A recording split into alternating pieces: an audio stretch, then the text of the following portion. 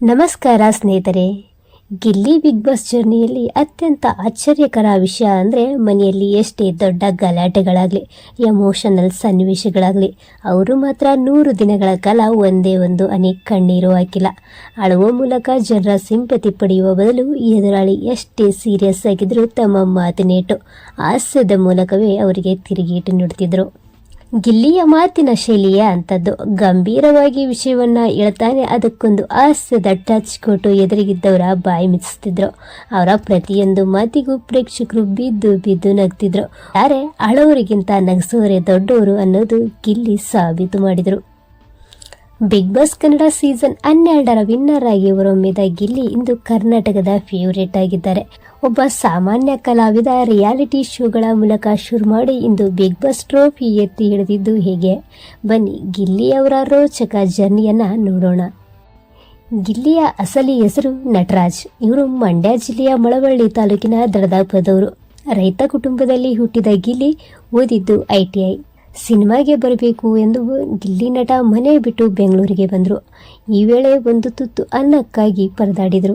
ನನ್ನ ಲೈಫಲ್ಲಿ ಸ್ಟ್ರಗಲ್ ಮಾಡಿದ್ದು, ಮಲಗೋಕೆ ಜಾಗ ಮತ್ತು ಊಟಕ್ಕೋಸ್ಕರ ಒದ್ದಾಡಿದ್ದು, ದುಡ್ಡು ಕದಿಯೋದು, ಚಿನ್ನ ಕದಿಯೋದು ನೋಡಿದ್ದೀರಾ. ಅನ್ನ ಕದ್ಕೊಂಡು ನಾನು ಒಂದು ಟೈಮಲ್ಲಿ ಊಟ ಮಾಡಿದ್ದೇನೆ ಅಂತ ಗಿಲ್ಲಿ ತಮ್ಮ ನೋವಿನ ಕಥೆಯನ್ನು ಹೇಳಿದ್ದಾರೆ. ಗಿಲ್ಲಿ ಕನ್ನಡ ಕಿರುತೆರೆಗೆ ಪರಿಚಯವಾಗಿದ್ದು ಜಿ ಕನ್ನಡದ ಕಾಮಿಡಿ ಕಿಲಾಡಿಗಳು ಶೋ ಮೂಲಕ. ಇಂಟ್ರೆಸ್ಟಿಂಗ್ ಅಂದರೆ ಸೆಟ್ ಬಾಯ್ ಕೆಲಸಕ್ಕೆ ಸೇರಿದ ಗಿಲ್ಲಿ ಅದೇ ಕಾಮಿಡಿ ಕಿಲಾಡಿಗಳು ವೇದಿಕೆ ಎತ್ತಿ ತನ್ನ ಟ್ಯಾಲೆಂಟ್ ತೋರಿಸಿದ್ರು. ಅಲ್ಲಿ ಅವರು ಮಾಡ್ತಿದ್ದ ವಿಶಿಷ್ಟ ಹಾಸ್ಯ ನಟನೆಗೆ ಜನ ಫಿದಾ ಆದರು. ಈ ಮೂಲಕ ದೊಡ್ಡ ಮಟ್ಟದ ಜನಪ್ರಿಯತೆ ಗಳಿಸಿದ್ರು.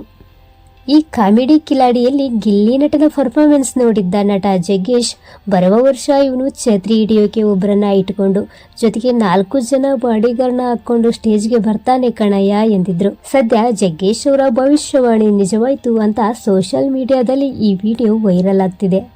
ಕಾಮಿಡಿ ಕಿಲಾಡಿಗಳು ನಂತರ ಗಿಲ್ಲಿ ಭರ್ಜರಿ ಬ್ಯಾಚುಲರ್ಸ್ನಲ್ಲಿ ತಮ್ಮ ಅದ್ಭುತ ಪರ್ಫಾರ್ಮೆನ್ಸ್ ಮೂಲಕ ಗಮನ ಸೆಳೆದ್ರು. ಅಷ್ಟೇ ಅಲ್ಲದೆ ಡ್ಯಾನ್ಸ್ ಕರ್ನಾಟಕ ಡ್ಯಾನ್ಸ್ ಶೋನಲ್ಲೂ ಮಿಂಚಿದ್ರು. ಗಿಲ್ಲಿ ಕಾಮಿಡಿ ನೋಡೋಕ್ಕಂತಾನೆ ಅದೆಷ್ಟೋ ಜನ ಕಾದು ಕುಳಿತಿರ್ತಿದ್ರು. ಗಿಲ್ಲಿ ನಟನ ಮತ್ತೊಂದು ಅಧ್ಯಾಯ ಶುರುವಾಗಿದ್ದು ಬಿಗ್ ಬಾಸ್ ಸೀಸನ್ 12ರಿಂದ. ನನಗೆ ಯಾವ ಶೋ ಸಿಗ್ತಿಲ್ಲ, ಕೈಯಲ್ಲಿ ಕಾಸಿಲ್ಲ, ಇದೇ ಕಾರಣಕ್ಕೆ ನಾನು ಬಿಗ್ ಬಾಸ್ ಮನೆಗೆ ಬಂದೆ ಅಂತ ಹೇಳ್ತಾನೆ. ಮನೆಯೊಳಗೆ ಹೋದ ಗಿಲ್ಲಿ ನಟನಿಗೆ ಬಿಗ್ ಬಾಸ್ ಒಂದು ಸವಾಲಾಗಿತ್ತು. ಆದರೆ ಮನೆಯೊಳಗೆ ಹೋದ ಮೊದಲ ದಿನದಿಂದಲೂ ಅವರ ಮುಗ್ಧತೆ ಮತ್ತು ನೈಜ ವರ್ತನೆ ಜನರಿಗೆ ಇಷ್ಟವಾಯಿತು. ಯಾವುದೇ ಗುಂಪುಗಾರಿಕೆ ಇಲ್ಲದೆ ತಮ್ಮ ಸ್ವಂತ ಆಟ ಆಡ್ತಾ ಬಂದ ಗಿಲ್ಲಿ ಕನ್ನಡಿಗರಿಗೆ ಅಚ್ಚುಮೆಚ್ಚಾದ್ರು. ಅವರ ಆಸೆ ಪ್ರಜ್ಞೆ ಮನೆಯ ಒತ್ತಡದ ವಾತಾವರಣವನ್ನೇ ತಿಳಿಗೊಳಿಸ್ತಿತ್ತು.